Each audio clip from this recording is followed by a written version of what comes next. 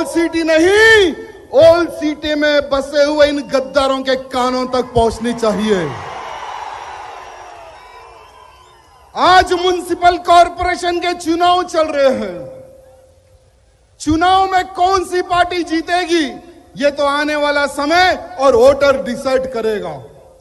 लेकिन आज पुराने शहर के वोटरों को आज मैं राजा सिंह ये कहने आया हूं, तुम्हें विकास चाहिए या लुटेरे चाहिए, ये ओल्ड सिटी की जनता को डिसाइड करने की आवश्यकता है।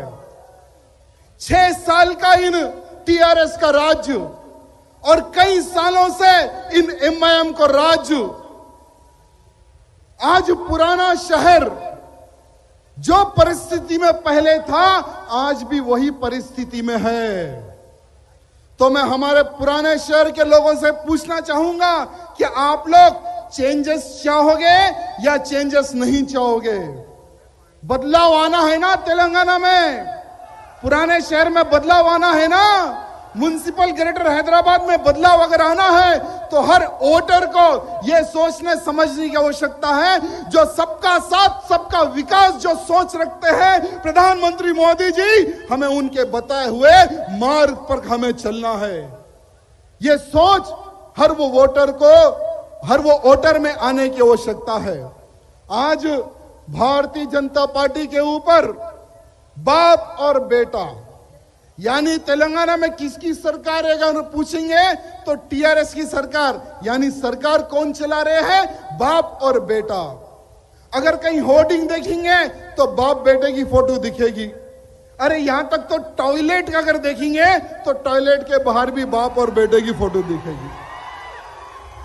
आने वाले समय में जहां जहां पर कचरा कुंडी रहेगी वहां पर भी ये बाप बेटे की फोटो दिखेगी और वह समय भारतीय जनता पार्टी लाएगी। आज मैं सभी भाई बंधुओं को कहना चाहूंगा कि आज म्युनिसिपल ग्रेटर हैदराबाद की जनता भारतीय जनता पार्टी के साथ है। आज म्युनिसिपल ग्रेटर हैदराबाद की जनता यह सोच रही है कि हमें इन गद्दारों का मेयर, ये लुटेरों का मेयर नहीं चाहिए, हमें तो निस्वार्थ भाव से जो विकास की राह पर बढ़ने वाली भारतीय जनता पार्टी का मेयर चाहिए। ये मैं नहीं, ग्रेटर हैदराबाद की जनता कह रही है। क्या आपको विश्वास है? क्या आपको विश्वास है? अरे आपके विश्वास में ही तो दम है, और आप नहीं तो हम नहीं, आपके आशीर्वाद से तो हम यहां तक पहुंचे हैं। बस यही मैं आप सबसे निवेदन करना चाहता हूं। साथ ही साथ ये पुराने शहर का एक डायपर मैन है।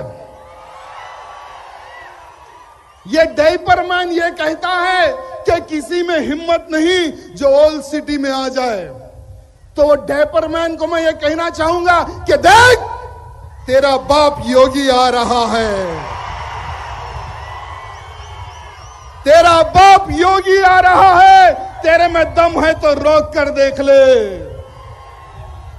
अरे तूने तो बहुत प्रयत्न किया था डीजीपी के पास, तेरे टट्टुओं को, तेरे टीआरएस के टट्टुओं को तूने कंप्लेंट देकर भिजाया था कि बीजेपी वाले कम्युनल वायलेंस पैदा करने का प्रयत्न कर रहे हैं। अरे बीजेपी वाले कभी भी इस प्रकार की सोच नहीं रखते। बीजेपी वाली सोच रखते हैं तो आतंकवाद के खात्मे की सोच रखते हैं। अरे जिस दिन भी अगर हमारी फिर गई तो पुराने शहर में जितने भी जो आतंकवादी कुत्ते छुपे हैं ढूंढ ढूंढ कर उनको उड़ाएंगे हम, ढूंढ ढूंढ कर। अरे फिक्र मत कर, हर वो व्यक्ति का समय आता है। अब तेरा बुरा समय चालू हो गया है, अब तेरा बुरा समय चालू हो गया है। तू बार बार कहता है कि हमने बहुत विकास किया है पुराने शहर में, हमने बहुत विकास किया है। अरे तुम्हारा विकास आज हिंदू नहीं मुसलमान भी देख चुका है। थोड़ी सी बरसात क्या हुई, पुराने शहर के कई बस्तियां डूब गए। उस्मान नगर आज भी डूबा हुआ है। हिंदू के साथ साथ आज मुसलमान भी परेशान है।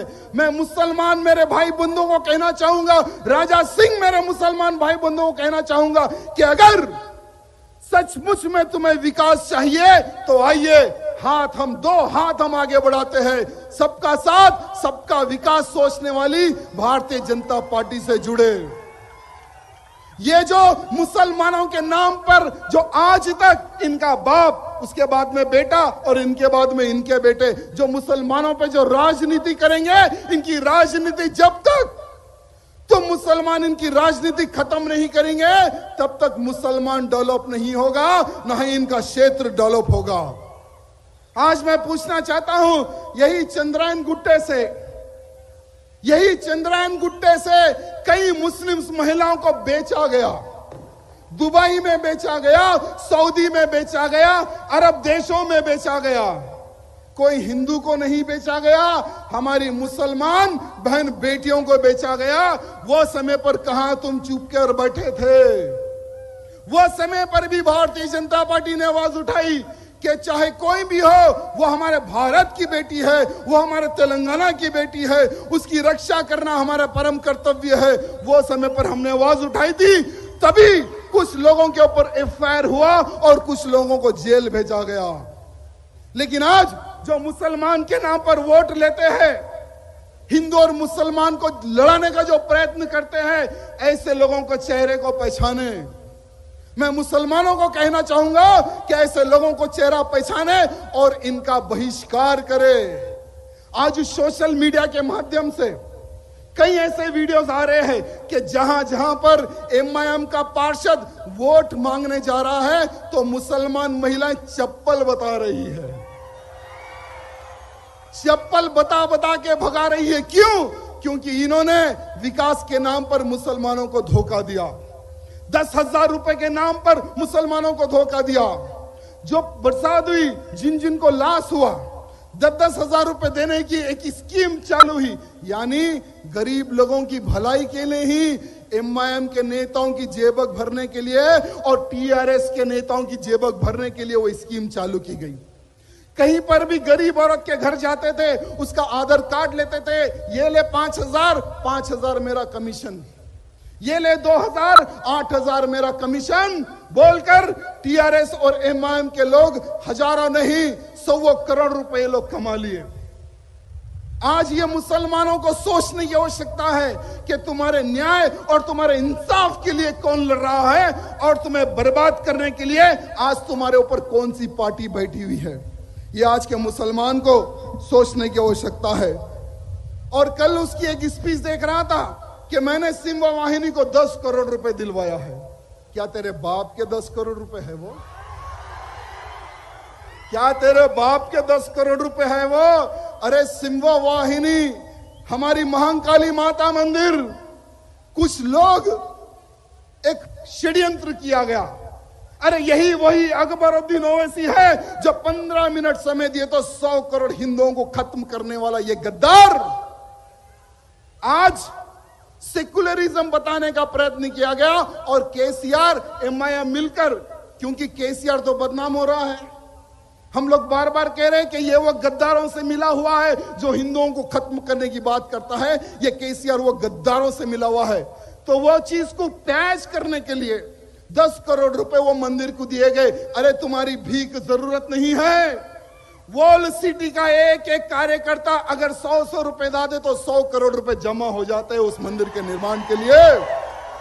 अरे ये वही गद्दार ओवैसी है जिसने कहा था कि लाल दरवाजे को हरा कर दूंगा। कहा था या नहीं कहा था? कहा था ना। अरे तू क्या, तेरा बाप क्या, तेरी जितने भी पुश्ते हैं लाल दरवाजे को हरा नहीं कर सकती। लाल दरवाजे को हरा करने में किसी में हिम्मत नहीं है। और ये सिर्फ कुछ लोगों को जमा करता है और भाषण देता है, लोगों को भड़काने का प्रयत्न करता है। आज मैं पुराने शहर की जनता को बस यही कहना चाहूंगा कि अगर तुम्हें विकास चाहिए तो आइए भारतीय जनता पार्टी के साथ हाथ मिलाइए। नहीं, आपका बेटा वही पंक्चर बनाने वाला होगा, आपका बेटा वही ऑटो चलाने वाला होगा, आपका बेटा वही गंदे काम करने वाला अगर होना है तो एमआईएम आप लोग चूज कर सकते हैं। नहीं, हमारा बेटा कल को इंजीनियर बने, हमारा बेटा कल को डॉक्टर बने, हमारा बेटा हमारे परिवार का नाम करे। अगर ऐसी सोच वाला अगर कोई मुसलमान है तो आइए भारतीय जनता पार्टी के साथ 2 हाथ हम आगे फैलाते हैं, आइए हमारे साथ। आज 150 पार्षद भारतीय जनता पार्टी के खड़े हुए हैं। जहां जहां पर ये मयम का पार्षद है, वहां वहां पर भारतीय जनता पार्टी का पार्षद कमर कस के लड़ रहा है। हमारे कॉर्पोरेटर, हमारे कैंडिडेट को डराया जा रहा है, धमकाया जा रहा है। लेकिन इन गद्दारों को मैं कहना चाहूंगा, ये वो पार्टी है बेटा, डरती नहीं, दुश्मन को डराती है। अरे हमारा एक शेर तुम्हारे 100 कुत्तों पर भारी है, ये बात ध्यान रखना। एमआईएम के गद्दारों को मैं कहना चाहूंगा। अरे ओवैसी कहता है कि भारतीय जनता पार्टी को लोग बौखला गए, उनको बिरयानी खिलाने की आवश्यकता है। वो कहता है कि हमें बिरयानी खिलाएगा, तो चल मैं तुझे ऑफर देता हूं। मेरे वाल्मीकि समाज के भाई बंधु बहुत ज्यादा संख्या में है। अरे क्या जबरदस्त बिरयानी बनाते, एक बार आकर वो टेस्ट कर ले, तुझे उसका भी टेस्ट हम करवा देंगे। हमसे ना लड़, अगर तू बातों से मुकाबला करेगा तो हम तैयार है, अगर तू हाथों से मुकाबला करेगा भी तो हम तैयार है। आज पूरे तेलंगाना में, पूरे म्युनिसिपल ग्रेटर हैदराबाद में भारतीय जनता पार्टी की लहर गूंज रही है। और आने वाला समय, यानी कल का लास्ट दिन प्रचार है, 1 तारीख के दिन हर बूथ में हर वो कार्यकर्ता एक सैनिक का रूप लेकर अपने अपने बूथ को संभालना है। मेरे भाइयों, आप अगर आपका बूथ जीत लिए तो समझो भारतीय जनता पार्टी के मेयर बनने के लिए कोई ताकत हमें नहीं रोक सकती। ये बात आप ध्यान रखना मेरे भाइयों। अरे ये वही ओवैसी है जो कहता था कि मैं वंदे मातरम नहीं गाऊंगा। ये वही ओवैसी है, लेकिन आज मोदी जी के डर से भारत का झंडा पकड़ रहा है। अरे जिस दिन भी भाग्यनगर में, जिस दिन भी तेलंगाना में भारतीय जनता पार्टी की सरकार बनेगी, यही ओवैसी भगवा पकड़ के बोलेगा जय श्री राम। यही ओवैसी बोलेगा, क्योंकि ये वो नस्ल के हैं ये लोग, जो मुख्यमंत्री बनता है उसके पैर पकड़ना इनकी फितरत में है। कांग्रेस का मुख्यमंत्री बना, उसके पैर इन्होंने पकड़ा। टीडीपी का मुख्यमंत्री बना, उसके पैर इन्होंने पकड़ा। आज केसीआर यानी टीआरएस का मुख्यमंत्री है तो उसके पैर पकड़ लिए लोग। इनका उद्देश्य है सरकारी लैंडों को कब्जा करना, करोड़ों रुपए कमाना, मुसलमानों को धोखा देकर राजनीति करना और अपने परिवार को ताकतवर बनाना, यही इनका उद्देश्य है। ये मुसलमानों को समझने की आवश्यकता है। कब तक बेवकूफ बनकर रहोगे पुराने शहर के मुसलमानों? आज चेंज की आवश्यकता है। इसलिए मैं आप सबसे निवेदन करना चाहता हूं, समय कम है, बहुत सारे वक्ताएं हैं, बस यही कहूंगा आने वाले समय में कि आपके हाथ में है भारतीय जनता पार्टी को किस तरह से मजबूत करना।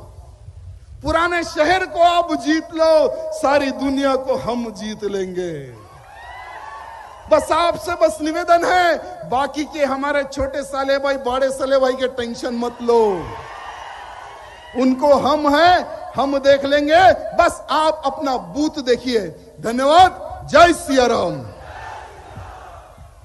न्यू सन सिटी डेवलपर्स की एक और पेशकश, जहांगीर पीर दरगाह के दामन में, आबादी के बीचों बीच, तमाम सहूलतों से आरास्ता, एयरपोर्ट से सिर्फ 20 मिनट्स ड्राइव पर, एलवी प्रसाद आई हॉस्पिटल और नाटको फार्मा के करीब। Commercial and residential plots, 100 square yards plot, easy instalment, gram panchayat approved layout, conversion land, 100% vastu, spot registration, clear title, 10 year security, water, electricity, 25 से 30 feet road, school, transport facility, gated community.